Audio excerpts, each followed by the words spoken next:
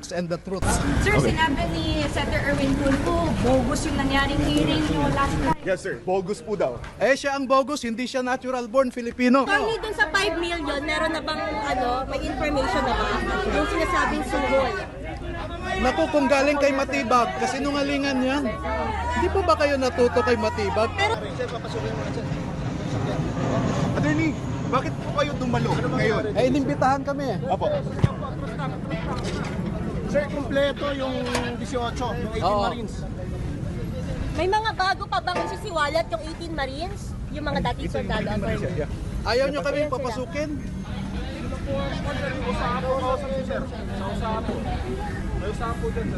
Asan yung usaha? Usaha? Oh, yes, ano rin yun?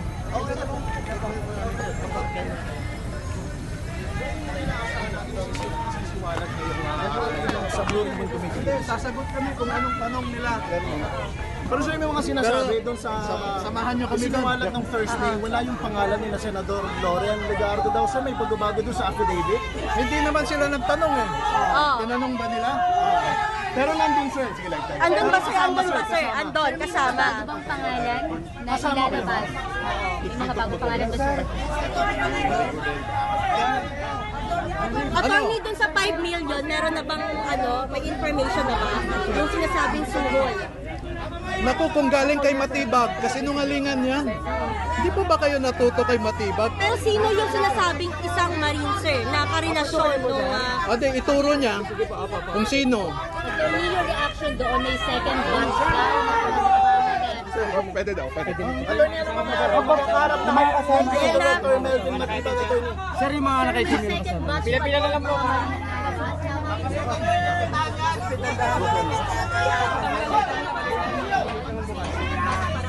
Pila na po ang kasama.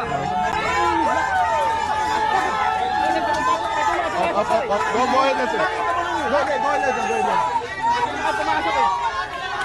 Sino na kayo eh?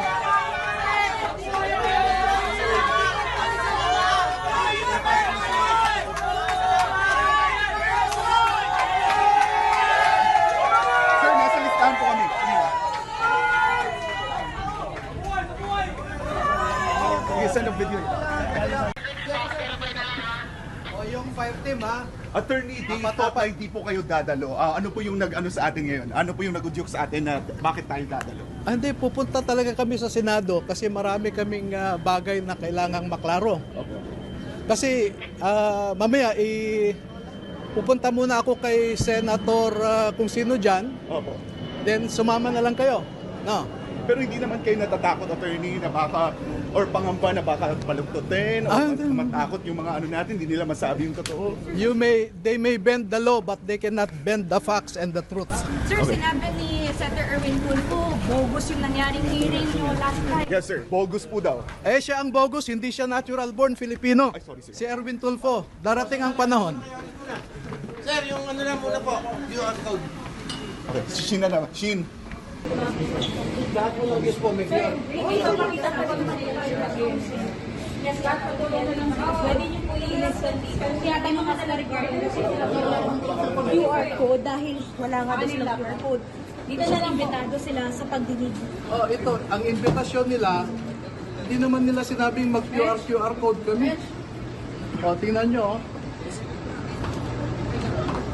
Sir, akala ng mga senador hindi kayo pupunta kasi nagsisimula na nga yung Blue Ribbon hearing ni Senator. Alam mo, yung invitasyon kasi na pinadala sa amin, natanggap ko lang nung June 4, alas 8 na ng gabi. Eh, nakauwi na sa mga probinsya yung ibang mga 18 soldiers, no? So, kinausap ko pa sila na kung maaari bumalik sila. Ang huling dumating na hinintay namin, yung namatayan sa Pampanga, si Walter Manalansan. Iniwan niya yung wake ng kanyang kapatid para lang makarating at makapunta kami rito. Hinintay namin siya. Sir, gaano kayo kahanda? Especially worst case scenario, baka posibleng magkaroon ng site in contempt. Hindi natin alam sa ongoing na pagdinig po. And then, ayaw ko mag-speculate sa mga mangyayari, no? Hintayin natin.